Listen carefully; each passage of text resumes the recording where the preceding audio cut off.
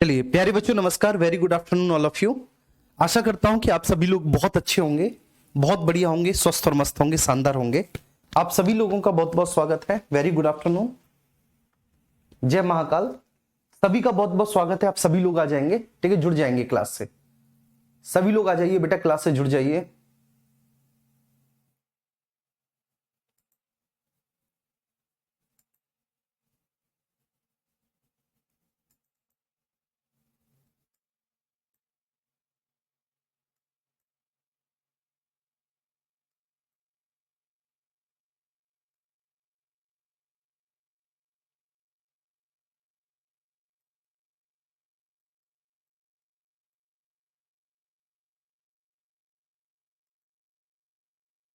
चलिए ठीक है, स्टार्ट करते हैं एक बार जी।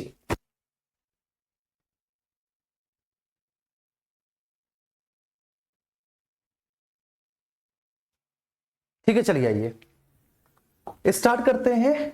और हम चर्चा करेंगे बेटा सबसे पहले आर्टिकल 106 के बारे में, है ना। चलो, आर्टिकल 106 के बारे में आज चर्चा करेंगे। आर्टिकल 106 के बारे में हमारी चर्चा होगी।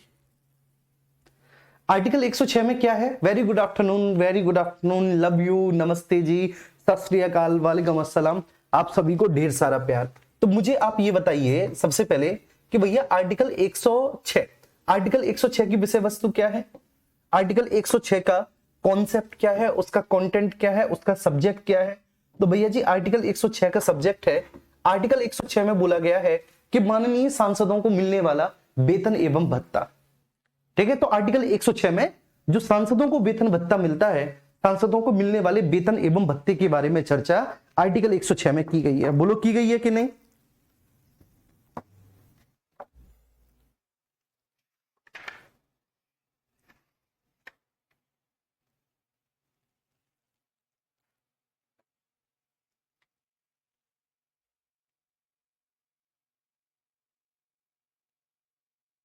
जी, बोलो फटाफट से।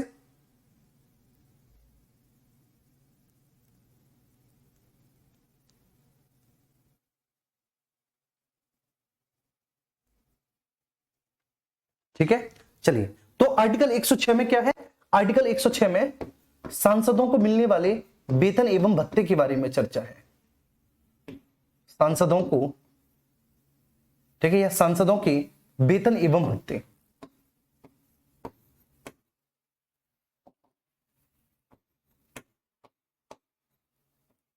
सांसदों के वेतन एवं भत्ते,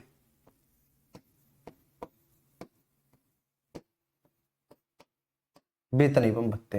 तो सांसदों के वेतन एवं भत्ते, इसके बारे में चर्चा आर्टिकल 106 में की गई है। ठीक है भैया, चलो। हालांकि कल हम बता चुके थे, ठीक है। आवाज धीमी है, चलिए।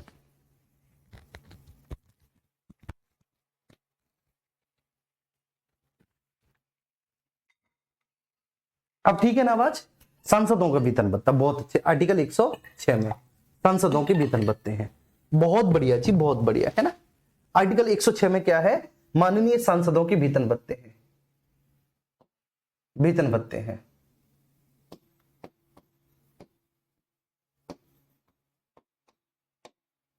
वेतन एवं भत्ते, ठीक है, ये आर्टिकल 106 में है। अब नेक्स्ट आगे बात करेंगे आर्टिकल 107। ठीक है, आइए भैया, आर्टिकल 107 में क्या है ना। आर्टिकल 107 के बारे में चर्चा करेंगे कि आर्टिकल 107 की विषय वस्तु क्या है। तो देखो मेरे प्यारे बच्चे, आर्टिकल 107 से लेकर 111 तक विधायी प्रक्रिया के बारे में जिक्र किया गया है। आर्टिकल 107 से और कहां तक भैया जी? आर्टिकल 107 से 111 तक विधायी प्रक्रिया के बारे में जिक्र किया गया है। विधायी प्रक्रिया के बारे में जिक्र किया गया है, विधायी प्रक्रिया के बारे में, ठीक है। इसको हम कहेंगे लेजिस्लेटिव प्रोसेस, विधायी प्रक्रिया। अब विधायी प्रक्रिया बोले तो क्या?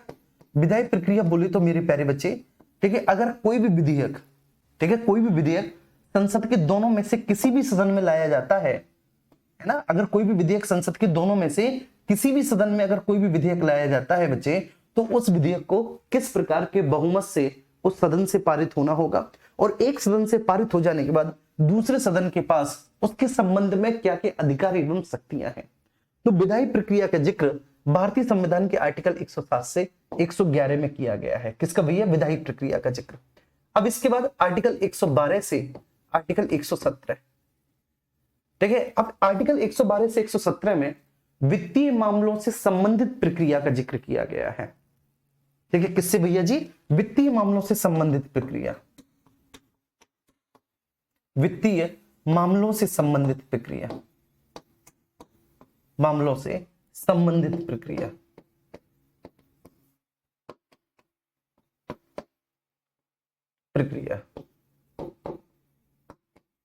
ठीक है, ध्यान रखना चाहिए। तो वित्तीय मामलों से संबंधित प्रक्रिया आर्टिकल 112 से 117 भैया जी। क्या? वित्तीय मामलों से संबंधित प्रक्रिया आर्टिकल 111 आर्टिकल 112 से 117, वित्तीय मामलों से संबंधित प्रक्रिया। अब इसके बाद आता है आर्टिकल 118 से 122, 118 से 122। आर्टिकल 118 से 122 में साधारण प्रक्रिया का जिक्र किया गया है भैया जी। किसका? साधारण प्रक्रिया का जिक्र किया गया है। इसमें जो भी महत्वपूर्ण है वो मैं आपको बताता हूं, बस आपको ये ध्यान रखना है कि आर्टिकल 106 से आर्टिकल 106 में माननीय सांसदों के वेतन एवं भत्ते हैं, आर्टिकल 106 में, है ना। आर्टिकल 107 से 111 में विधायी प्रक्रिया है, जिसको लेजिस्लेटिव प्रोसेस कहते हैं। अब विधायी प्रक्रिया का मतलब है कि कोई भी विधेयक, ठीक है, किसी भी विधेयक को संसद के दोनों सदनों से पारित होना है, तो पारित होने में उसको किस प्रकार की बहुमत की आवश्यकता है। एक सदन से पारित हो जाने के बाद जब वो दूसरे सदन में जाएगा तो दूसरे सदन में उस विधेयक को लेकर क्या क्या अधिकार हैं, दूसरे सदन के पास उस विधेयक के संबंध में क्या अधिकार है, ठीक है सर। और आर्टिकल 118 से 122 में साधारण प्रक्रिया का जिक्र किया गया है। चलिए आइए, ठीक है, स्टार्ट करते हैं और आगे चलते हैं। सबसे पहले, ठीक है, हम इस पूरी प्रोसेस को जानते हैं, विधायी प्रक्रिया को और वित्तीय मामलों से संबंधित प्रक्रिया को, और साथ ही साथ इसी में हम साधारण प्रक्रिया देख लेंगे, ठीक है। तो इसके लिए हमें क्या करना पड़ेगा? इसके लिए भैया हमें एक टेबल बनानी पड़ेगी, ठीक है। और टेबल बनाने के लिए हम कुछ नहीं करते, टेबल बनाने के लिए हम बैकग्राउंड ले लेते हैं, ठीक है। टूल्स में क्या क्या आता है भाई? अच्छा, चलो यहां से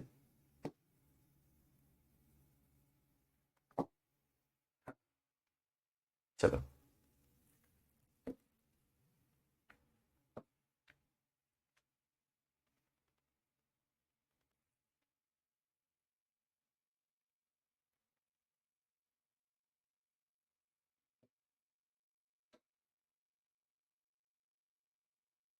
ऐसे करके पूरी उस पे नहीं आ सकती क्या भाई?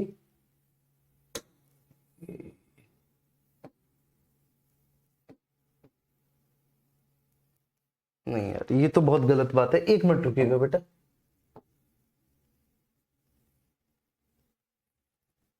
ठीक है, अगर ये ऐसे करके आ जाए, चलो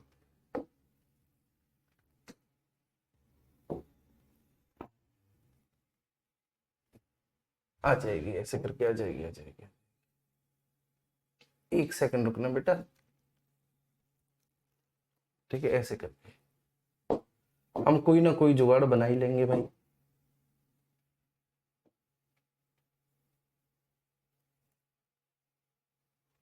चलो ये जुगाड़ बना ली, अब नेक्स्ट एक और जुगाड़ बना लेंगे हम, ऐसे ही करके, है ना।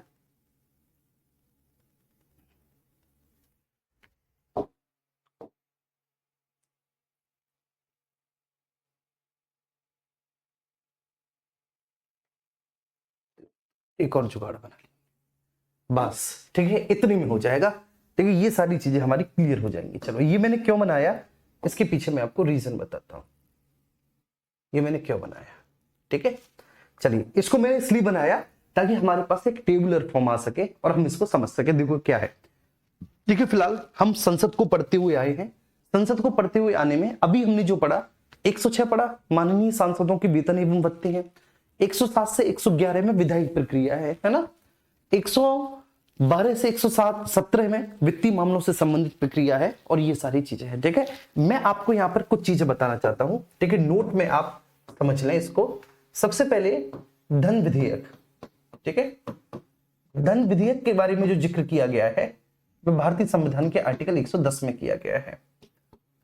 वित्त विधेयक के बारे में जो जिक्र किया गया है विधेयक वो आर्टिकल 117 में किया गया है। ठीक है, वार्षिक वित्तीय विवरण जिसको आप बजट कहते हैं, वार्षिक वित्तीय विवरण जिसको हम लोग बेटा बजट कहते हैं, इसके बारे में जिक्र आर्टिकल 112 में किया गया है। ठीक है, तो ये कुछ महत्वपूर्ण विधेयक हैं और ये महत्वपूर्ण विधेयक मैंने आपके सामने लिखे हैं। उम्मीद करता हूं कि ये आपको बहुत अच्छे से समझ में आ रहे होंगे, है ना भैया। चलो ठीक है जी, तो इतना आपने समझ लिया। अब इतना समझने के बाद हम आगे चलते हैं। यहां पर हम देखते हैं, सबसे पहले हम लिखते हैं साधारण विधेयक, है ना जी। सबसे पहले हम लिखते हैं साधारण विधेयक, साधारण विधेयक, विधेयक। ठीक है, इसके बाद हम लिखते हैं जी वित्त विधेयक, विधेयक सॉरी धन विधेयक। धन विधेयक के बाद जी हम लिखते हैं वित्त विधेयक, वित्त विधेयक। और उसके बाद जी लिखते हैं संविधान संशोधन विधेयक, संशोधन विधेयक। मोटा मोटी ये 4 प्रकार के विधेयक है, विधेयक।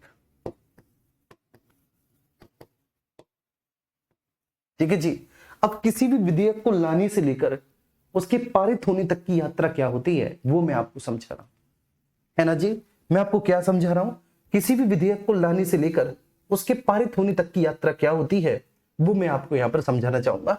तो यहां पर मैंने मोटा मोटी बच्चे जो प्रमुख विधेयक है वो आपके सामने लिख दिए, जो प्रमुख विधेयक है वो मैंने आपके सामने लिख दिए। ठीक है जी, साधारण विधेयक, धन विधेयक, वित्त विधेयक, संविधान संशोधन विधेयक। ठीक है, अच्छा अब यहां पर आप देखेंगे, ठीक है, कोई भी विधेयक कानून कब बनता है, कोई भी विधेयक कानून तब बनता है बाबू जब वह दोनों सदनों से पारित हो जाता है और राष्ट्रपति साहब की उस पर स्वीकृति मिल जाती है, तभी वो विधेयक कानून बनता है। तो अगर कोई भी विधेयक कानून बन रहा है तो ये मैंडेटरी है कि उसे दोनों सदनों से पारित होकर, ठीक है, राष्ट्रपति साहब की स्वीकृति मिल जानी चाहिए। दोनों सदनों से पारित होकर राष्ट्रपति साहब की स्वीकृति। तो यहां पर मैंने लिखा, ठीक है, एक सदन जिसका नाम है लोकसभा। ठीक है जी, यहां पर मैंने लिख दिया लोकसभा, थोड़ा सा और ऊपर करके लिखता हूं लोकसभा को।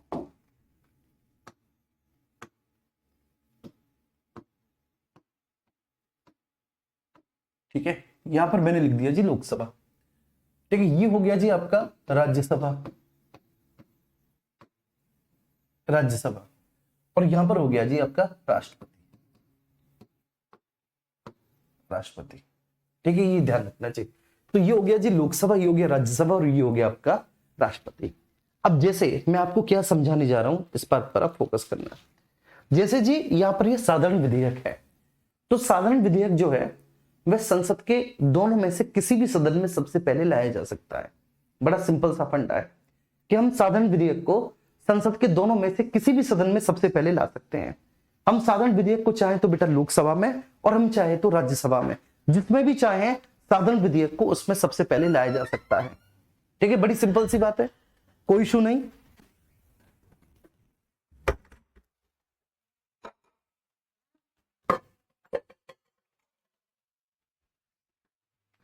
जी ठीक है बेटा, क्लियर हुआ। तो साधारण विधेयक को दोनों सदनों में से किसी भी सदन में सबसे पहले लाया जा सकता है, दोनों में से किसी भी में। हम चाहें तो उसको लोकसभा में या फिर राज्यसभा में पहले ला सकते हैं।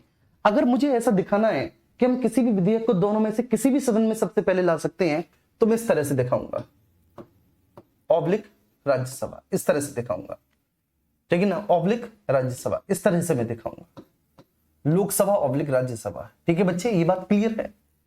तो मतलब दोनों में से किसी भी सदन में सबसे पहले इसे लाया जा सकता है। अगर साधारण विधेयक को बेटा लोकसभा में सबसे पहले लाया गया तो लोकसभा से पारित हो जाने के बाद ये राज्यसभा में जाएगा, या राज्यसभा में लाया गया तो राज्यसभा से पारित हो जाने के बाद ये लोकसभा में जाएगा। ठीक है, चलिए अब इस साधारण विधेयक पर जो है ना, हमें साधारण बहुमत से इसे पारित करना होता है, ये मैंडेटरी है। ठीक है, इस पर जो बहुमत कार्य करता है वो बहुमत भैया जी कैसा है, साधारण बहुमत है। बस सिंपल सी बात है, साधारण बहुमत है बस। ठीक है, इतनी सी बात आप ध्यान रखना। ठीक है, जनरल मेजोरिटी, आप जनरल मेजोरिटी को पढ़े हो, उपस्थित और मतदान करने वालों का 50% +1, ये जनरल मेजोरिटी होता है। साधारण ठीक है बहुमत ये होता है। ठीक है जी। साधारण बहुमत क्या है? उपस्थित और मतदान करने वालों का 50% +1। तो भैया यहां पर है लोकसभा, यहां पर है राज्यसभा। तो हम साधारण विधेयक को दोनों में से किसी भी सदन में सबसे पहले ला सकते हैं। ठीक है, हम दोनों में से किसी भी सदन में इसको सबसे पहले ला सकते हैं। अगर हम इसको लोकसभा में सबसे पहले लाए तो लोकसभा से साधारण बहुमत से पारित हो जाने के बाद राज्यसभा में जाएगा, और अगर राज्यसभा में हम लेकर आए, है ना, तो राज्यसभा से पारित हो जाने के बाद लोकसभा में जाएगा। अब जब ये दूसरे सदन में जाता है, एक सदन से पारित हो जाने के बाद ये दूसरे सदन में जाता है, तो दूसरे सदन को कुछ अधिकार होते हैं बच्चे, दूसरे सदन के पास कुछ राइट होते हैं। सबसे पहला राइट ये होता है दूसरा सदन कि दूसरा सदन उस पर अपनी स्वीकृति दे सकता है। सबसे पहला राइट दूसरे सदन के पास ये है कि दूसरा सदन उसको अपनी स्वीकृति दे सकता है। मतलब दूसरा सदन स्वीकृति देने का मतलब है कि दूसरा सदन उसको पारित कर सकता है। ठीक है, यहां पर लिख देता हूं। तो दूसरा सदन चाहे तो उसको पारित कर सकता है, बड़े आराम से अच्छे से पारित कर दे। ठीक है, साधारण बहुमत से। ठीक है, जिस प्रकार की बहुमत से पहले वाले सदन ने पारित किया उसी प्रकार की बहुमत से दूसरा वाला सदन भी पारित कर दे। ठीक है, जैसे इस पहले वाले, ठीक है, सदन ने इसको किससे पारित किया बेटा? साधारण बहुमत से, है ना बाबू। यहां पे लिख देता हूं। तो पहले वाले सदन ने इसको साधारण बहुमत से पारित किया। तो जैसे इसको पहले वाले सदन ने साधारण बहुमत से पारित किया, ठीक है ना, जिस तरह से पहले वाले सदन ने इसको साधारण बहुमत से पारित किया, ठीक वैसा ही बच्चे जब ये पहले सदन से पारित हो जाने के बाद, जब ये पहले सदन से पारित हो जाने के बाद दूसरे वाले सदन के पास जाएगा। ठीक है, जैसे ही लोकसभा में आया, लोकसभा से साधारण बहुमत से पारित हुआ, लोकसभा से साधारण बहुमत से पारित हो जाने के बाद राज्यसभा में गया, तो राज्यसभा भी इसको साधारण बहुमत से पारित कर दे। या तो राज्यसभा के पास ये राइट है कि राज्यसभा भी इसको साधारण बहुमत से पारित कर दे, या फिर राज्यसभा इसको पुनर्विचार के लिए लौटा दे। या फिर राज्यसभा बेटा क्या कर दे? इसको राज्यसभा इसको पुनर्विचार के लिए लौटा दे। राज्यसभा दोबारा से कह दे, लोकसभा से बोल दे कि भाई ऐसी ऐसी बात है, इसमें ये कमियां हैं। या फिर ऐसा भी हो सकता है कि राज्यसभा में अगर सबसे पहले लाया हो तो, ठीक है, दोबारा लोकसभा में गया हो, राज्यसभा से पारित हो जाने के बाद, तो दूसरा सदन अब लोकसभा है, लोकसभा भी पुनर्विचार के लिए लौटा सकता है। यहां पर मैं ये बता रहा हूं आपको कि जैसे साधारण विधेयक है, ठीक है, ये जनरल बिल है। अगर ये साधारण विधेयक है तो दोनों में से किसी भी सदन में सबसे पहले लाया जा सकता है, इसलिए मैंने लिखा लोकसभा ऑब्लिक राज्यसभा। दोनों में से किसी भी सदन में सबसे पहले लाया जा सकता है, लोकसभा ऑब्लिक राज्यसभा, इसलिए मैंने लिखा राज्यसभा ऑब्लिक लोकसभा। ठीक है, अब इस केस में अगर ये लोकसभा में पहले लाया गया, ठीक है, ये जो केस है,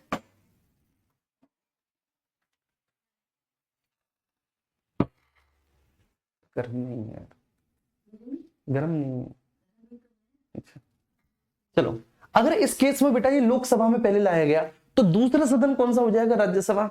अगर राज्यसभा में पहले लाया जाता तो दूसरा सदन कौन सा हो जाता? लोकसभा। तो दूसरे सदन का अधिकार क्या है? दूसरे सदन का अधिकार है या तो दूसरा सदन इसको पारित कर दे, ठीक है, साधारण बहुमत से, दूसरा सदन पारित कर देगा तो राष्ट्रपति के पास चला जाएगा, या तो दूसरा सदन पारित कर दे तो दूसरे सदन ने पारित किया, राष्ट्रपति के पास चला गया, या फिर दूसरा सदन इसको पुनर्विचार के लिए लौटा दे। दूसरा सदन कह दे, ठीक है भैया, जैसे मान के चलिए यहाँ दूसरा सदन राज्यसभा है, तो दूसरा सदन कह दे कि भैया इसमें ये संशोधन करो, हमको ये अच्छा नहीं लगा, है ना, तो हमको ये अच्छा नहीं लगा, इसमें ये संशोधन कर दो।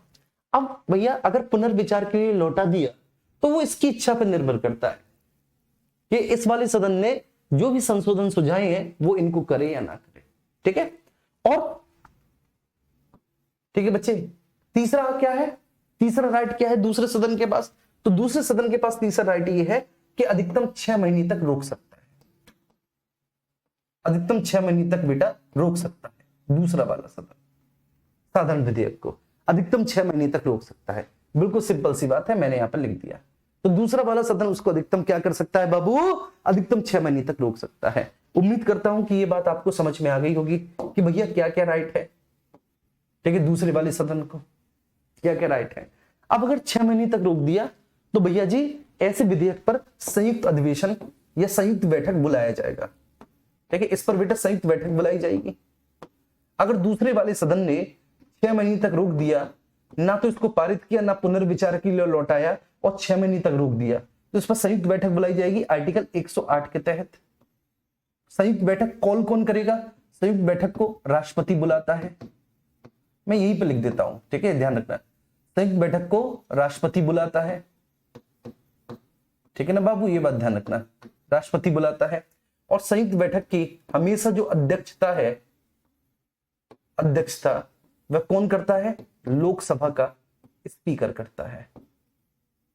ठीक है, ध्यान रखना, लोकसभा का स्पीकर संयुक्त बैठक की अध्यक्षता करता है। बस ये बात आपको समझ लेना।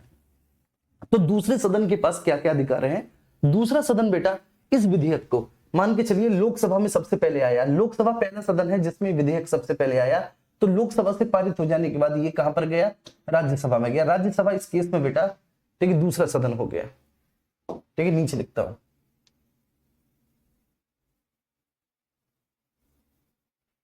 चलिए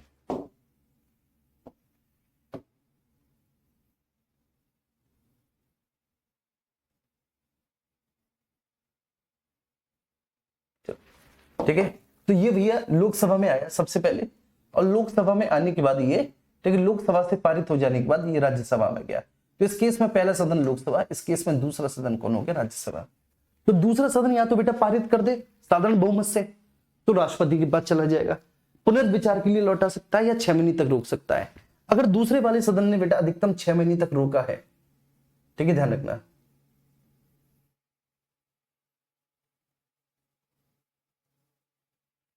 ठीक है ये बात आपको ध्यान रखना, पुनर्विचार के लिए लौटा सकता है, ये 6 महीने तक रोक सकता है, रोक सकता है। अगर दूसरे वाले सदन ने 6 महीने तक रोक दिया इसको, ठीक है, तो राष्ट्रपति ठीक है ऐसे विधेयक पर संयुक्त बैठक बुलाएगा 108 के तहत, ठीक है राष्ट्रपति कॉल करेगा, और ऐसे बैठक की अध्यक्षता हमेशा लोकसभा के स्पीकर करते हैं। राज्यसभा के सभापति इस बैठक की अध्यक्षता नहीं करेंगे। कौन करेंगे? लोकसभा के स्पीकर करेंगे। अब आपके मन में यह प्रश्न आ रहा होगा, सर जैसे राज्यसभा ने पुनर्विचार के लिए लौटा दिया लोकसभा को, और लोकसभा ने वो फिर से भेज दिया राज्यसभा के पास, राज्यसभा ने तो पुनर्विचार के लिए लौटाया और लोकसभा ने फिर से राज्यसभा के पास भेज दिया। ये लोकसभा की इच्छा पर निर्भर करता है कि राज्यसभा ने जो संशोधन सुझाए थे लोकसभा उन संशोधन को करे या ना करे। अगर लोकसभा ने दोबारा राज्यसभा के पास भेज दिया, बात समझ में आ रही है, तो अब राज्यसभा को इसे अपने ठीक है ना पारित करना होगा। राज्यसभा ठीक है अब इसको पारित करेगी मेरे प्यारे बच्चे, पारित करेगी। या तो राज्यसभा पहले ही इसको 6 महीने तक रोक ली थी, ठीक है, तब भी संयुक्त अधिवेशन बुलाया जाता, ठीक है। और अगर राज्यसभा ने पुनर्विचार के लिए लौटा दिया और लोकसभा ने फिर से भेज दिया, तो अब लोकसभा को इसको बेचा, मतलब राज्यसभा को अब इसको पारित करना होगा। अच्छा, सबसे इंटरेस्टिंग बात क्या है इसमें जो मैं आपको बताना चाह रहा हूं कि ये तो आप देख ही रहे हो, ये पूरी फंक्शनिंग है जो आप समझ रहे हो। मैं 2-2 3-3 बार समझा रहा हूं आपको, इसलिए कि आपको ये बहुत अच्छे से क्लियर हो जाए। ठीक है सर, चलो तो अध्यक्षता कौन करेगा? लोकसभा का स्पीकर करेगा। एक बात मेरे दिमाग में आ रही थी, चलो कोई बात नहीं, रह गई वो। अब धन विधेयक, धन विधेयक हमेशा सबसे पहले लोकसभा में ही लाया जाएगा, ठीक है ध्यान रखना। तो धन विधेयक को सबसे पहले बेटा लोकसभा में ही लाया जाएगा, नंबर फर्स्ट, ठीक है, लोकसभा में ही धन विधेयक को सबसे पहले लाया जाएगा। ये बात आपको ध्यान रखनी है, ठीक है। यहां से मैं 1 और 2 को मिटा देता हूं। तो भैया इसको सबसे पहले लोकसभा में लाया जाएगा, लेकिन ठीक है इसको लाने से पहले लोकसभा में राष्ट्रपति की पूर्व स्वीकृति ली जाएगी, राष्ट्रपति की पूर्व स्वीकृति ली जाएगी, पूर्व स्वीकृति ली जाएगी, ठीक है ध्यान रखना, पूर्व स्वीकृति ली जाएगी, राष्ट्रपति की पूर्व स्वीकृति लोकसभा में ही सबसे पहले लाया जाएगा। और लोकसभा में लाए जाने से पहले इस पर राष्ट्रपति की बाबू क्या ले ली जाएगी? पूर्व स्वीकृति ले ली जाएगी। कोई भी विधेयक धन विधेयक है अथवा नहीं, ठीक है ना, इसको जो प्रमाणित करता है कि भाई कोई भी विधेयक धन विधेयक है अथवा नहीं, इसको प्रमाणित करने का अधिकार लोकसभा स्पीकर का है। कि भाई कोई भी विधेयक धन विधेयक है अथवा नहीं, इसको प्रमाणित करने का अधिकार किसका है बेटा? लोकसभा का स्पीकर का है, लोकसभा स्पीकर का है, ध्यान रखना। तो लोकसभा स्पीकर ही बताएगा कि ये धन विधेयक है या नहीं, क्योंकि ये सबसे पहले लोकसभा में ही लाया गया है। लोकसभा से पारित हो जाने के बाद अच्छा ये पारित साधारण बहुमत से होगा, ध्यान रखना। बेशक धन विधेयक है, लेकिन मेरे प्यारे बच्चे अगर आपसे पूछ ले कि किस बहुमत से पारित होता है, तो साधारण बहुमत से पारित होता है। साधारण बहुमत क्या है? उपस्थित और मतदान करने वालों का 50% प्लस साधारण बहुमत से पारित होगा बच्चे। साधारण बहुमत से पारित हो जाने के बाद फिर ये बच्चे दूसरे नंबर पे किस पे जाएगा? राज्यसभा में, ठीक है, दूसरे नंबर पे ही राज्यसभा में जाएगा, ठीक है, पहले पे लोकसभा में, दूसरे पे राज्यसभा में। अच्छा, अब राज्यसभा के पास क्या क्या अधिकार है इस विधेयक को लेके? तो राज्यसभा के अधिकारों को भी समझ लो। राज्यसभा के पास पहला अधिकार है कि राज्यसभा चुपचाप इसको पारित कर दे। पहला अधिकार राज्यसभा के पास ये है कि राज्यसभा इसको पारित कर दे। दूसरा अधिकार भी है राज्यसभा के पास कि राज्यसभा ऐसे धन विधेयक को पुनर्विचार के लिए भी लौटा सकती है।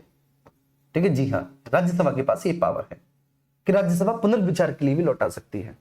ठीक है, चलिए, अगर राज्यसभा ने पुनर्विचार के लिए लौटा दिया तो लोकसभा, ठीक है, इसमें संशोधन करे या ना करे, ये लोकसभा की इच्छा पर निर्भर करता है। और पुनर्विचार के बाद अगर ये राज्यसभा के पास आया तो राज्यसभा, ठीक है ना, बाध्य है इसको पारित करने के लिए। और तीसरा क्या है सर? तीसरा ये है कि राज्यसभा इसको अधिकतम 14 दिनों तक रोक सकती है, केवल व केवल 14 दिनों तक रोक सकती है। ठीक है, ऐसे विधेयक पर बेटा संयुक्त अधिवेशन नहीं लाया जा सकता, ऐसे विधेयक पर संयुक्त बैठक नहीं हो सकती, संयुक्त बैठक नहीं हो सकती, संयुक्त अधिवेशन नहीं लाया जा सकता। राज्यसभा केवल 14 दिनों तक रोक सकती है। अगर राज्यसभा ने 14 दिनों तक कोई कार्यवाही नहीं की तो राज्यसभा से पारित मान लिया जाता है, राज्यसभा से पारित मान लिया जाता है, क्योंकि इस पर राष्ट्रपति की पूर्व स्वीकृति पहले ही मिल गई थी, क्योंकि इस पर राष्ट्रपति की पूर्व स्वीकृति पहले ही मिल गई थी। तब ये धन विधेयक बच्चे क्या बन जाता है? कानून बन जाता है, क्योंकि राष्ट्रपति की पूर्व स्वीकृति पहले ही ले ली गई है, तो ऐसी स्थिति में ये कानून बन गया। तो धन विधेयक, ठीक है, धन विधेयक के बारे में भारतीय संविधान के आर्टिकल 110 में चर्चा की गई है ना, मैंने आपको बताया था धन विधेयक के बारे में। साधारण विधेयक के बारे में भारतीय संविधान के आर्टिकल 107 में चर्चा की गई है साधारण विधेयक के बारे में। ठीक है, 110 में धन विधेयक के बारे में राष्ट्रपति की पूर्व स्वीकृति से लाया जाता है। सबसे पहले मेरे प्यारे बाबू लोकसभा में ही लाया जाएगा। कोई भी धन विधेयक है अथवा नहीं, इसको प्रमाणित कौन करता है? लोकसभा का स्पीकर प्रमाणित करता है। कौन करता है बाबू? लोकसभा स्पीकर प्रमाणित करता है। इसको केवल साधारण बहुमत से ही पारित करना होगा। साधारण बहुमत से पारित हो जाने के बाद राज्यसभा में जाएगा, राज्यसभा पारित कर दे तो कानून बन जाएगा। पुनर्विचार के लिए राज्यसभा लौटा दे तो फिर भी बेटा राज्यसभा कुछ नहीं कर सकती, ठीक है, लोकसभा फिर से भेज देगा इसको और 14 दिनों तक रोक सकती है। ठीक है, ध्यान रखना, इस पर संयुक्त अधिवेशन नहीं लाया जा सकता। तो मैं ये बात यहां पर लिख देता हूं कि इस पर बेटा ज्वाइंट सेशन नहीं, संयुक्त अधिवेशन नहीं लाया जा सकता। इस पर संयुक्त अधिवेशन नहीं लाया जा सकता, नहीं बुलाया जा सकता, इस पर ज्वाइंट सेशन आ ही नहीं सकता। ठीक है, संयुक्त अधिवेशन नहीं आ सकता, इस पर किसी भी हालत में नहीं आ सकता। और राज्यसभा इसे अधिकतम 14 दिनों तक रोक सकती है। और राज्यसभा को बेटा किसी भी तरह का, मेरे प्यारे बच्चे, कोई अधिकार नहीं है, किसी भी प्रकार का और कोई अधिकार नहीं राज्यसभा को। ठीक है, ये बात क्लियर है। ये दो चीजें मैंने आपके सामने डिस्कस की। ठीक है, अब हम आते हैं वित्त विधेयक पर। वित्त विधेयक के बारे में चर्चा भारतीय संविधान के आर्टिकल 117 में की गई है। ठीक है ना, वित्त विधेयक। ठीक है, अब वित्त विधेयक और धन विधेयक में क्या अंतर है ये मैं आपको बता दूंगा आगे। तो वित्त विधेयक के बारे में बेटा चर्चा, ठीक है, आर्टिकल 117 में की गई है। वित्त विधेयक के भी संबंध में यह है कि वित्त विधेयक को सबसे पहले लोकसभा में ही लाया जाएगा। इसको भी सबसे पहले लोकसभा में ही लाया जाएगा। सबसे पहले बात समझ में आ रही, लोकसभा में लाया जाएगा वित्त विधेयक को सबसे पहले। ठीक है, अब वित्त विधेयक में चूंकि साधारण विधेयक के भी प्रावधान होते हैं, वित्त विधेयक का मतलब है जिसमें धन विधेयक और साधारण विधेयक दोनों के प्रावधान जुड़े हुए हैं। ठीक है, तो इसलिए इसे प्रमाणित राष्ट्रपति नहीं करता, राष्ट्रपति को इसे प्रमाणित करने का कोई अधिकार है नहीं बेटा। ठीक है, ध्यान रखना, या राष्ट्रपति इस पर अपनी पूर्व स्वीकृति नहीं देता, आप कैसा भी मान लो। ठीक है, तो वित्त विधेयक आर्टिकल 117 में वित्त विधेयक के बारे में चर्चा की गई है। ठीक है, फाइनेंस बिल के बारे में। ठीक है, ये लोकसभा में ही सबसे पहले लाया जाएगा, लोकसभा में। और इसके बाद भैया जी इसको भी साधारण बहुमत से ही पारित होना है, साधारण बहुमत से ही पारित होना है, जनरल मेजोरिटी से पारित होना है। ठीक है ना जी, ये ध्यान रखना। और जनरल मेजोरिटी से पारित हो जाने के बाद फिर ये दूसरे सदन में जाएगा, राज्यसभा में। ठीक है जी, तो लोकसभा में लाया गया, साधारण बहुमत से पारित हो जाने के बाद ये दूसरे सदन राज्यसभा में गया। अब जैसे ये दूसरे सदन राज्यसभा में गया तो राज्यसभा के पास जो सबसे पहला अधिकार है कि राज्यसभा इसको पारित कर दे। सबसे पहले तो यही है कि राज्यसभा इसको पारित कर दे। ठीक है, पारित कर देगा बेटा तो अब ये राष्ट्रपति के पास जाएगा, राष्ट्रपति के पास जाएगा। बात समझ में आ रही है, क्योंकि इसमें साधारण विधेयक के भी कुछ प्रावधान हैं। ठीक है, तो राष्ट्रपति के पास जाएगा। राष्ट्रपति के क्या क्या अधिकार हैं वो मैं आगे आपको बताऊंगा। अभी दूसरे सदन के, तो या तो राज्यसभा इसको पारित कर दे, राज्यसभा बेटा इसको भी पुनर्विचार के लिए लौटा सकती है, इसको भी पुनर्विचार के लिए लौटा सकती है। और राज्यसभा इसको अधिकतम 75 दिन तक रोक सकती है बेटा, 2.5 महीना, 75 दिन तक रोक सकती है राज्यसभा इसको। ठीक है, अब चूंकि बेटा इसमें धन विधेयक के प्रावधान है और साधारण विधेयक दोनों के प्रावधान है, तो धन और साधारण विधेयक दोनों के प्रावधान है। चूंकि साधारण विधेयक के प्रावधान है तो इसलिए राष्ट्रपति की पूर्व स्वीकृति ली नहीं। और इसमें चूंकि धन विधेयक के प्रावधान है, इसलिए बेटा इस पर संयुक्त अधिवेशन नहीं है, इस पर ज्वाइंट सेशन नहीं है, ये ध्यान रखना, संयुक्त अधिवेशन इस पर नहीं है वित्त विधेयक पर।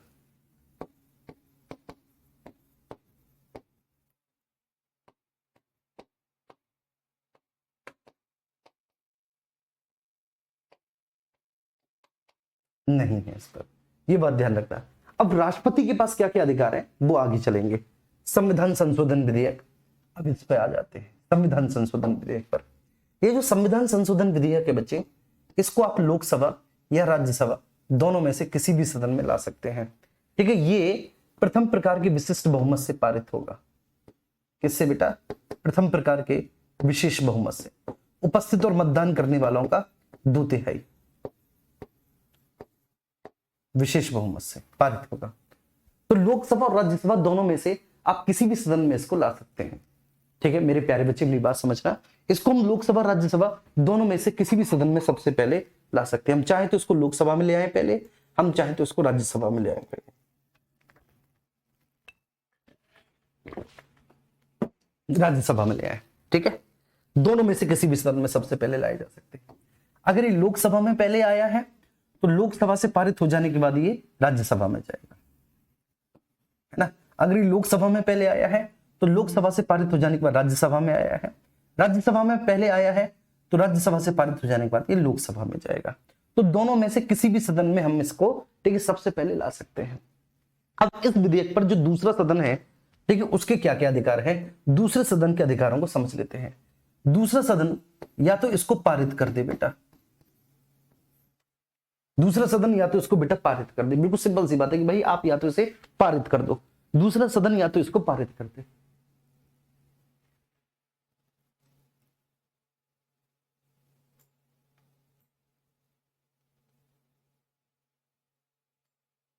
जी, अरे लोकसभा स्पीकर मैंने बताया था ना, ठीक है, लोकसभा स्पीकर, लोकसभा स्पीकर जब मैं बोल रहा था तब आप कहां थे बेटा?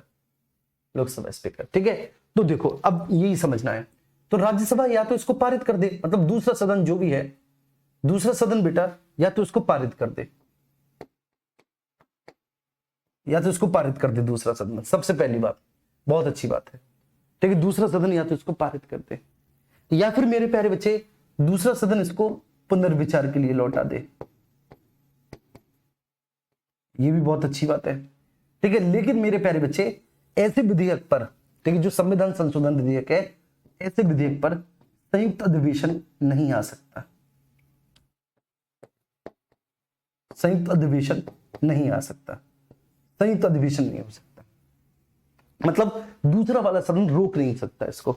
तो पहले वाले सदन से पारित हो जाने के बाद, ठीक है, ये प्रथम प्रकार के विशेष बहुमत से पारित हो जाने के बाद पहले वाले सदन से, पहला वाला सदन कोई भी सही XYZ, तो पहले वाले सदन से पारित हो जाने के बाद ये दूसरे वाले सदन के पास जाएगा। ठीक है, दूसरा वाला सदन या तो इसको पारित कर दे या पुनर्विचार के लिए लौटा दे, या इस पर बेटा, ठीक ना, संयुक्त अधिवेशन नहीं होगा, बस संयुक्त अधिवेशन नहीं होगा।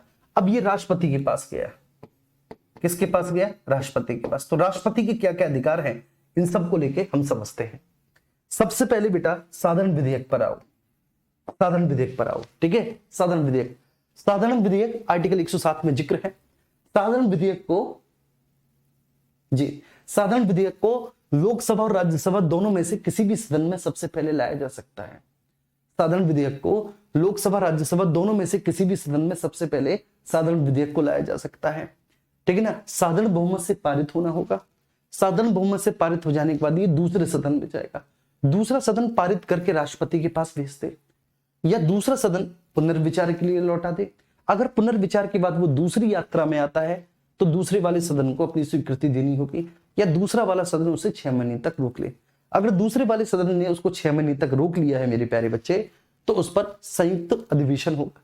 संयुक्त अधिवेशन की अध्यक्षता लोकसभा स्पीकर करते हैं, ये स्पीकर है। संयुक्त अधिवेशन को राष्ट्रपति बुलाते हैं जब राष्ट्रपति साहब को पता चलता है कि ऐसे ऐसे किसी भी साधारण विधेयक पर गतिरोध पैदा हो गया है। अब ये बेटा दूसरे सदन से पारित हो जाने पर राष्ट्रपति के पास गया। राष्ट्रपति के पास क्या क्या अधिकार है? राष्ट्रपति चाहे तो सबसे पहले अपनी स्वीकृति दे दें चुपचाप। ठीक है, राष्ट्रपति ने जैसी स्वीकृति दी बन गया कानून। बन गया कानून। राष्ट्रपति इसको भी पुनर्विचार के लिए लौटा सकते हैं।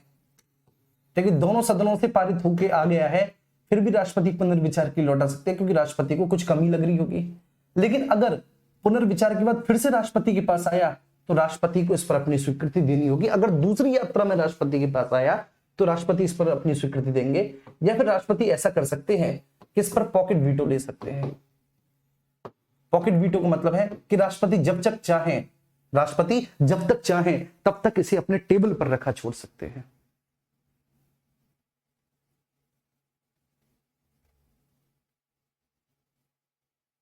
ठीक है, राष्ट्रपति जब तक चाहें तब तक इसके अपने ठीक है टेबल पर रखा छोड़ सकते हैं। ऐसे ही हुआ था, आप लिख लेना 1986 में, लिख लो बेटा कहीं पर भी। 1986 में एक डाकघर संशोधन विधेयक आया था। 1986 में एक डाकघर संशोधन विधेयक आया था। वो जो 1986 का डाकघर संशोधन विधेयक था मेरे प्यारे बच्चे, वो उस समय जो प्रधानमंत्री थे वो राजीव गांधी जी थे। तो राजीव गांधी जी की सरकार ने ठीक है उसे राष्ट्रपति के पास भेजा था, दोनों सदनों से पारित होकर। राष्ट्रपति उस समय ज्ञानी जेल सिंह जी थे। ज्ञानी जेल सिंह ने ठीक है उस पर अपना सिग्नेचर ही नहीं किया, और वो डाकघर संशोधन विधेयक 1986 आज तक राष्ट्रपति के टेबल पर रखा हुआ है। जी हाँ बेटा, बहुत अच्छे। अभी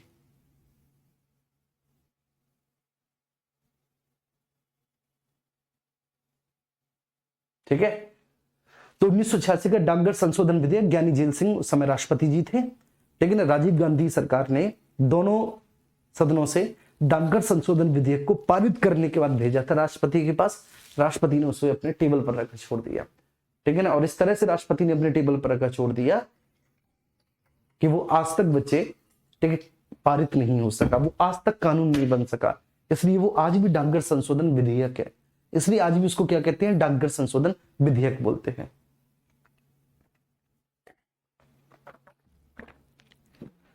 सर पेज चेंज कीजिए, ये वाला नहीं, सिंपल। ठीक है, ठीक है, ये ठीक है, ध्यान रखना है यहाँ पर, क्योंकि मैं कनेक्ट करके पढ़ा रहा हूं इसलिए ये ठीक है। ठीक है जी, अब धन विधेयक के बारे में बात करेंगे। भारतीय संविधान के आर्टिकल 110 में जिक्र किया गया है धन विधेयक। धन विधेयक को बेटा सबसे पहले हम लोकसभा में ही लेकर आएंगे, इसलिए नंबर 1 लिखा है। सबसे पहले लोकसभा में ही लेकर आएंगे। धन विधेयक को प्रमाणित करता है, मतलब धन विधेयक, कोई भी विधेयक धन विधेयक है अथवा नहीं, इसको प्रमाणित, इसको ठीक है ना, मतलब आप कह सकते हैं कि इसकी ऑथेंसिटी सी देता है लोकसभा स्पीकर। तो कोई भी विधेयक धन विधेयक है अथवा नहीं, इसको प्रमाणित कौन करता है, लोकसभा के स्पीकर साहब करते हैं कि कोई भी विधेयक धन विधेयक है अथवा नहीं। धन विधेयक को भी साधारण बहुमत से पारित होना है, ध्यान रखना। फिर ये लोकसभा से पास हो जाने के बाद दूसरे सदन राज्यसभा में जाएंगे। राज्यसभा इसको पारित कर दे तो राज्यसभा इसको पारित कर देगा तो ऑब्वियस सी बात है ये राष्ट्रपति के पास चला जाएगा, क्योंकि राष्ट्रपति ने पहले से ही अपनी स्वीकृति दे दी है, ये धन विधेयक कानून बन जाएगा। दूसरा सदन पुनर्विचार के लिए भी लौटा सकता है, लेकिन पुनर्विचार के बाद अगर फिर से लोकसभा ने इसे भेज दिया तो राज्यसभा इसको पारित करेगा, या फिर राज्यसभा 14 दिनों तक रोक सकता है। अगर राज्यसभा ने 14 दिनों तक रोक लिया, ठीक है, तो 15वें दिन, अगर राज्यसभा ने 14 दिनों तक रोक लिया तो 15वें दिन चुपचाप ठीक है इसको पारित मान लिया जाएगा। केवल राज्यसभा अधिकतम इसको 14 दिनों तक रोककर धन विधेयक को विलंब कर सकती है। राज्यसभा का धन विधेयक के संबंध में केवल इतना अधिकार है कि राज्यसभा उसको 14 दिनों तक रोककर उसको देर कर सकती है, उसको विलंबित कर सकती है, और कुछ नहीं कर सकती राज्यसभा, कुछ नहीं, तुम्हारी कसम कुछ भी नहीं। ठीक है, इसके बाद वित्त विधेयक, ठीक है, फाइनेंस। अब वित्त विधेयक का मतलब ये होता है बेटा ऐसा विधेयक जिसमें धन विधेयक के भी प्रावधान हो और साधारण विधेयक के भी प्रावधान हो। ठीक है, तो ऐसे विधेयक को हम वित्त विधेयक कहते हैं। ठीक है, अब चूंकि ठीक है ये ध्यान रखना, अब चूंकि इसमें धन विधेयक के भी प्रावधान है तो इसलिए इसे सबसे पहले लोकसभा में लाया जाता है। क्योंकि इसमें धन विधेयक के प्रावधान है इसलिए इसको सबसे पहले लोकसभा में लाया जाता है, क्योंकि इसमें धन विधेयक के प्रावधान है। ठीक है, साधारण बहुमत से पारित होगा। ठीक है, ये ध्यान रखना है, साधारण बहुमत से पारित होगा, संयुक्त अधिवेशन नहीं होगा इस पर। क्यों? क्योंकि ये धन विधेयक के इसमें प्रावधान है इसलिए इस पर संयुक्त अधिवेशन नहीं होगा। फिर ठीक है, इससे पारित हो जाने के बाद दूसरे सदन में जाएगा, दूसरा सदन पारित कर सकता है, या फिर दूसरा सदन पुनर्विचार के लिए लौटा सकता है, या फिर दूसरा सदन 75 दिन तक रोक सकता है। बात समझ में आ रही है? संयुक्त अधिवेशन नहीं होगा। अगर 75 दिन तक रोक लिया तो 76वें दिन ये चुपचाप राष्ट्रपति के पास चला जाएगा, राष्ट्रपति इसे अपनी स्वीकृति दे देंगे। बात समझ में आ रही है? राष्ट्रपति इस पर पॉकेट वीटो नहीं ले सकते, राष्ट्रपति इस पर अपनी स्वीकृति दे देंगे, और राष्ट्रपति ने इस पर अपनी स्वीकृति दे दी तो ये कानून बन जाएगा। साधारण सी बात है। अब संविधान संशोधन विधेयक, अब ये जो संविधान संशोधन विधेयक है बेटा, ये दोनों में से किसी भी सदन में लाया जा सकता है। इसको विशेष बहुमत से पारित होना है। जब ये दोनों सदनों से विशेष बहुमत से पारित हो गया तो राष्ट्रपति को इस पर अपनी स्वीकृति देनी ही होगी। राष्ट्रपति इस पर स्वीकृति देने के लिए बाध्य है। ठीक है, ध्यान रखना, राष्ट्रपति इस पर अपनी स्वीकृति देने के लिए बाउंडेड है, बाध्य है। राष्ट्रपति को ऐसे विधेयक पर स्वीकृति देनी होगी अगर ये दोनों सदनों से पारित होकर आ गया है। ठीक है ना, ऐसे विधेयक पर मतलब संविधान संशोधन विधेयक पर संयुक्त अधिवेशन नहीं लाया जा सकता। ठीक है, ध्यान रखिएगा, संविधान संशोधन विधेयक में, ठीक है ना, संयुक्त अधिवेशन नहीं लाया जा सकता किसी भी कीमत पर।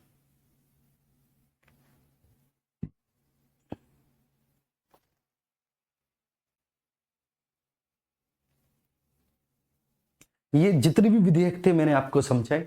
उम्मीद ये करूंगा कि आप सब लोग एक बार, ठीक है, थम्स अप कर दें। ठीक है, जो भी इमोजी वगैरह आपको देनी है आप वो सारी इमोजी वगैरह दे दें, थम्स अप कर दें और बता दें कि हाँ सर क्लियर हो गया हमको बहुत अच्छे से।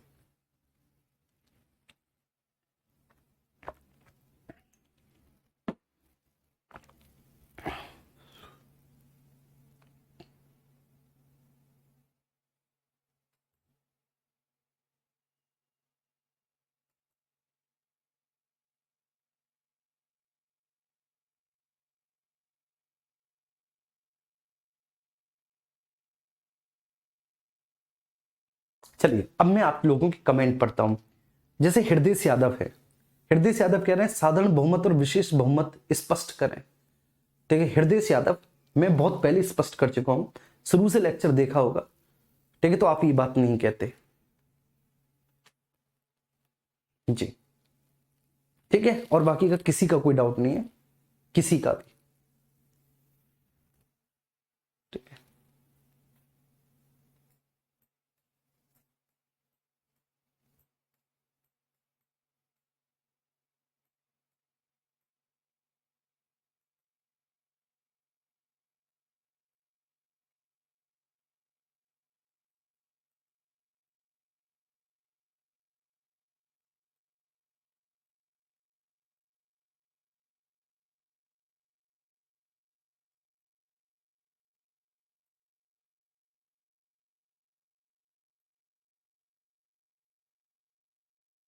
चलो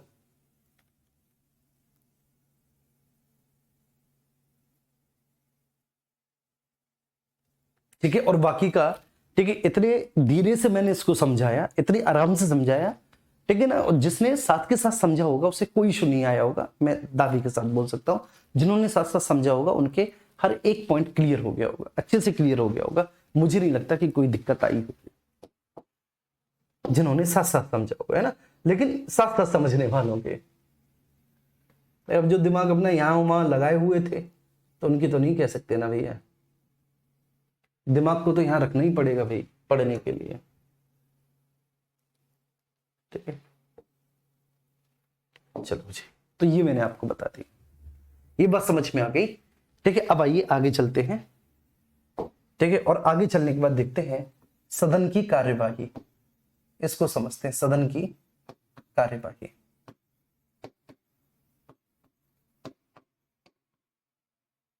कार्यवाही इसको समझते हैं, सदन की कार्यवाही को।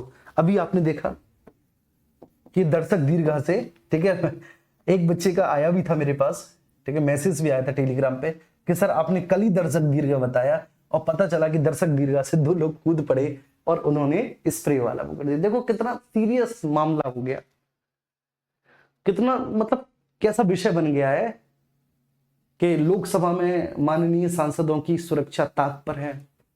दर्शक दीर्घा से 2 लोग कूदे, उन्होंने स्प्रे डाल दिया। देखिए मतलब इस तरह की चीज है। आप सोच के देखो, अब यहां पर भारत के आम नागरिक की, ठीक, हर एक दिन, हर एक घंटे, हर एक सेकंड सुरक्षा ताक पर है। उसका क्या मतलब, वो माननीय सांसद है तो अति विशिष्ट है क्या? उनके ऊपर तो केवल स्प्रे ही छिड़की। ठीक है, अगर हम खुद देखें, आम लोग देखें तो आम लोग तो कितने परेशान है। ठीक है, हर सेकंड उनकी सुरक्षा ताक पर है। ठीक है, तो ऐसा मतलब उसको इतना बड़ा चढ़ा के रिप्रेजेंट किया जा रहा है मीडिया में कि पता नहीं क्या हो गया।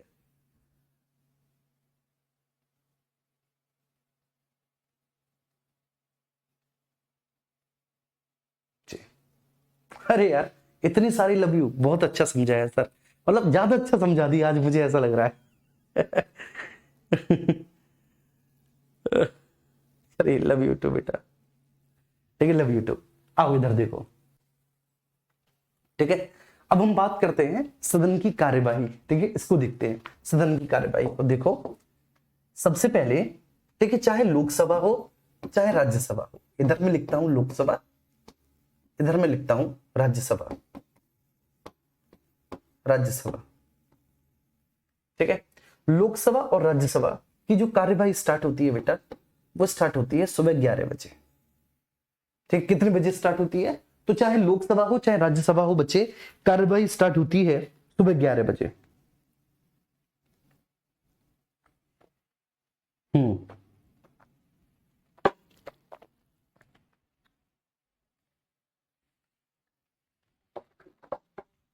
ठीक है, चलिए, कार्यवाही कितने बजे स्टार्ट होती है बेटा?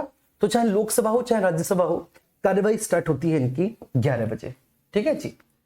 अब 11 बजे से 12 बजे तक जो बिल्कुल शुरुआती 1 घंटा होता है, ठीक है, उसको हम लोग कहते हैं प्रश्नकाल, क्वेश्चन आवर। उसको क्या कहते हैं? उसको हम प्रश्नकाल कहते हैं, उसको हम प्रश्नकाल कहते हैं, ठीक है। मैं एक एक पॉइंट आपको समझा रहा हूं, आप मेरी बात समझिएगा यहां पर जो मैं समझा रहा हूं आपको। लोकसभा राज्यसभा कार्यवाही 11 बजे स्टार्ट होती है सुबह, 11 बजे से 12 बजे तक का जो समय रहता है, ठीक है, सुबह 11 बजे से 12 बजे तक का जो शुरुआती 1 घंटा, जैसे सदन की कार्यवाही स्टार्ट हुई, तो सदन की कार्यवाही स्टार्ट होने का जो शुरुआती 1 घंटा है, इसको हम क्वेश्चन आवर बोलते हैं, इसको हम प्रश्नकाल कहते हैं। इस प्रश्नकाल में हम 20 तारांकित प्रश्न पूछ सकते हैं। प्रश्न, ये 20 तारांकित प्रश्न वो होते हैं जो हमें लोकसभा स्पीकर या राज्यसभा के सभापति को पहले ही देने होते, ठीक है, लिखकर। तो 20 तारांकित प्रश्न पूछे जा सकते हैं और 230 अतारांकित प्रश्न पूछे जा सकते हैं, प्रश्न पूछे जा सकते हैं, पूछे जा सकते हैं, ठीक है। अब कुछ चीज आप लिखेंगे फटाफट से जी। शुरुआती 1 घंटा बेटा 11 बजे से 12 बजे तक, ठीक है, ये प्रश्नकाल होता है। और ये जो प्रश्नकाल होता है, इस प्रश्नकाल में 20 तारांकित और 230 अतारांकित प्रश्न पूछे जा सकते हैं, ठीक है। चलिए लिखिए, अब जो तारांकित प्रश्न है बच्चे, तारांकित प्रश्न, तारांकित प्रश्न जो है राज्यसभा में जो एक सांसद है, ठीक है, तारांकित प्रश्नों को आप लिखो, ठीक है, मैं लिखवा रहा हूं, आप प्लीज लिखिएगा, ठीक है, प्लीज आप लिखिएगा। लिखेंगे नंबर फर्स्ट पॉइंट, इस तरह से लिखो बेटा, नंबर फर्स्ट पॉइंट नोट डाल के नंबर फर्स्ट पॉइंट लिखो। लिखो राज्यसभा में, लिखो सब लोग राज्यसभा में, ठीक है। अब कोई भी कमेंट नहीं करेगा, लिखो सब लोग। तारांकित प्रश्न के बारे में लिखवा रहा हूं, हेडिंग डालना तारांकित प्रश्न, तारांकित प्रश्न, प्रश्न, ठीक है, तारांकित प्रश्न। और लिखो इसके बारे में, राज्यसभा में एक सांसद, राज्यसभा में एक सांसद, राज्यसभा में एक सांसद, एक सांसद अधिकतम 3 प्रश्न पूछ सकता है।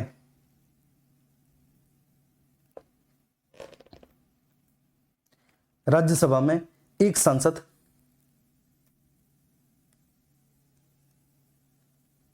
अधिकतम 3 प्रश्न पूछ सकता है। राज्यसभा में बेटा एक सांसद अधिकतम 3 प्रश्न पूछ सकता है।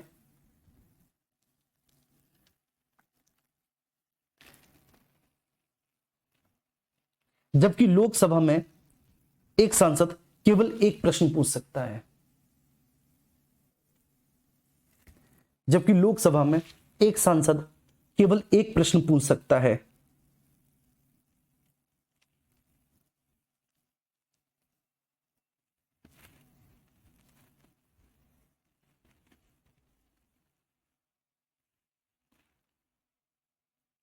राज्यसभा में प्रतिदिन अधिकतम 15 प्रश्न पूछे जा सकते हैं।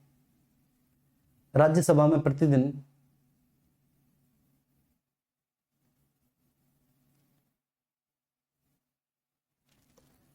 राज्यसभा में प्रतिदिन 15 प्रश्न पूछे जा सकते हैं।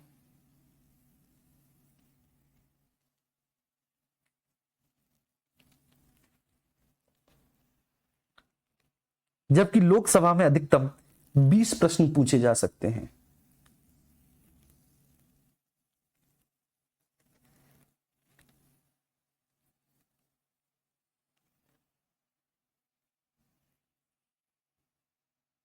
ठीक है, अब हेडिंग डालना अतारांकित प्रश्न, हेडिंग डालो अतारांकित प्रश्न, अतारांकित प्रश्न, अतारांकित प्रश्न। लोकसभा में एक सदस्य 5 प्रश्न पूछ सकता है, लोकसभा में एक सदस्य 5 प्रश्न पूछ सकता है।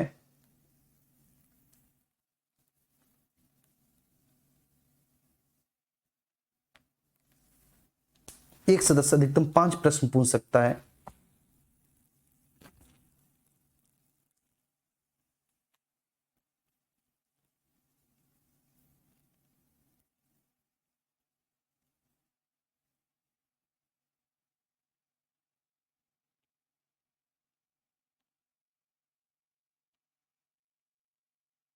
ठीक है,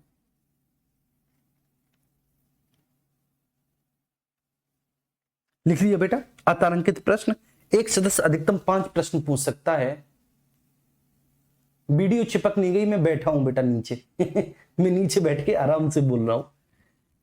ठीक है, एक प्रश्न, एक सदस्य 5 प्रश्न पूछ सकता है और कुल 230 प्रश्न पूछे जा सकते हैं, कुल 230 प्रश्न पूछे जा सकते हैं।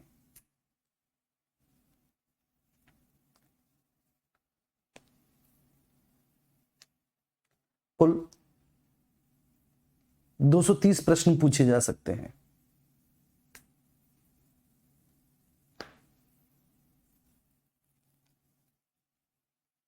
राज्यसभा में एक सदस्य कितने भी प्रश्न पूछ सकता है? राज्यसभा में एक सदस्य कितने भी प्रश्न पूछ सकता है?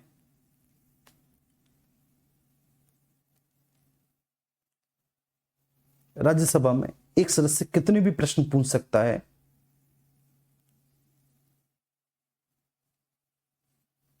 और अधिकतम 160 प्रश्न पूछे जा सकते हैं। राज्यसभा में अधिकतम 160 प्रश्न पूछे जा सकते हैं।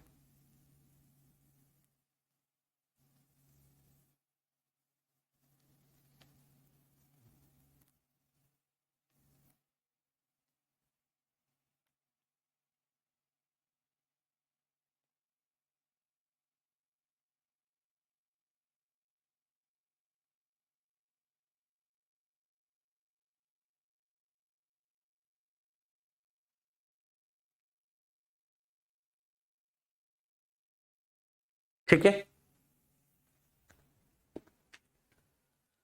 हाँ,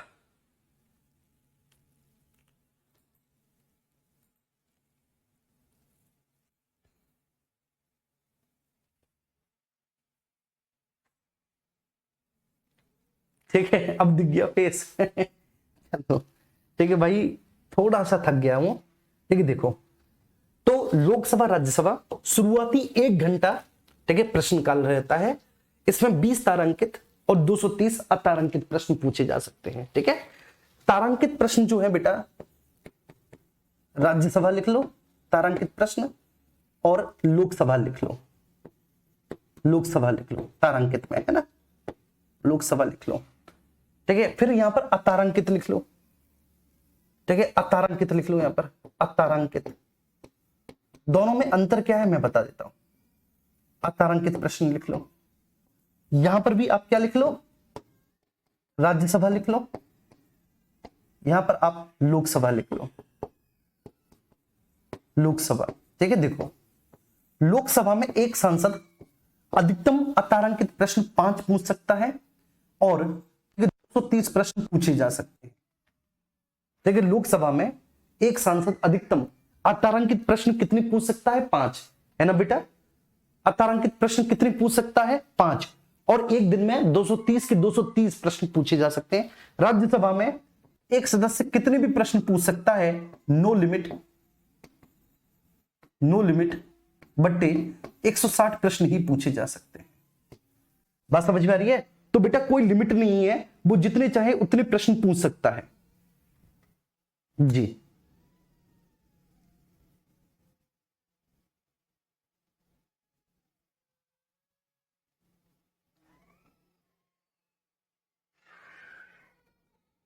ठीक है, क्लियर है बेटा, ये बात समझ में आ गई?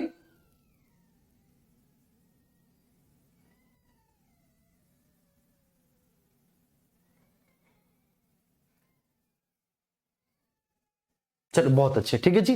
तो नो लिमिट 160 प्रश्न पूछे जा सकते हैं लोकसभा में, ठीक है बच्चे। 5 क्वेश्चन पूछ सकता है एक सांसद, अधिकतम 230 प्रश्न पूछ सकता है, अधिकतम 230 प्रश्न पूछ सकता है। अब तारांकित राज्यसभा में, राज्यसभा में एक सदस्य 3 प्रश्न पूछ सकता है ना? बोलो बेटा, राज्यसभा में जो एक सदस्य है वो कितने प्रश्न पूछ सकता है? तो राज्यसभा में एक सदस्य, मान के चलिए बच्चे, सॉरी, राज्यसभा में एक सदस्य कितने प्रश्न पूछ सकते हैं? ठीक है भैया जी, 3 सदस्य पूछ सकते हैं, है ना? और प्रतिदिन कितने प्रश्न पूछे जा सकते हैं? 20। प्रतिदिन कितने प्रश्न पूछे जा सकते हैं? 20। लोकसभा में एक सांसद एक दिन में केवल एक ही प्रश्न पूछ सकता है लोकसभा में। बात समझ में आ रही है? तो लोकसभा में बेटा प्रतिदिन एक ही प्रश्न पूछ सकता है, और लोकसभा में, ठीक है, पूरे 20 के 20 प्रश्न पूछे जा सकते हैं। कितने? पूरे 20 के 20 प्रश्न पूछे जा सकते हैं।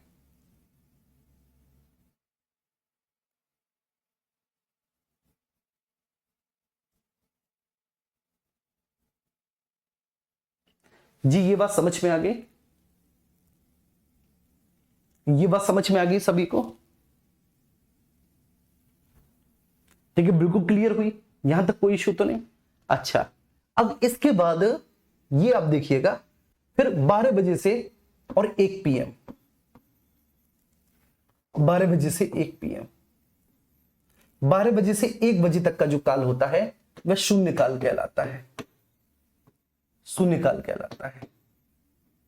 ठीक है, 1 बजे तक का। फिर 1 बजे से 2 बजे तक का जो काल होता है, ठीक है, उसमें माननीय सदस्य लंच करते हैं, लंच करते हैं। अब 2 बजे से, ठीक है, शाम को 6 बजे तक लोकसभा में और राज्यसभा में शाम को 5 बजे तक विधायी कार्य चलते हैं। क्या चलते हैं बेटा? विधायी कार्य चलते हैं, विधायी कार्य चलते हैं। बस इतनी सी बात है, विधायी कार्य चलते हैं। अच्छा, प्रैक्टिस सेट है? हाँ बेटा बिल्कुल, नवीन सर का है। ठीक है, आप जाइए।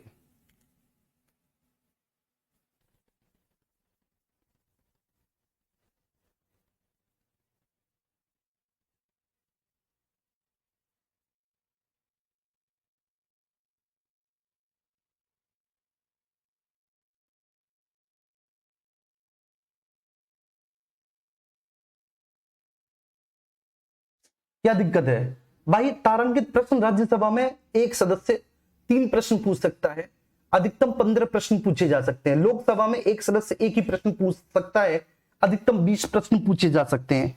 अतारांकित प्रश्न राज्यसभा में कोई लिमिट नहीं है, 160 प्रश्न पूछे जा सकते हैं।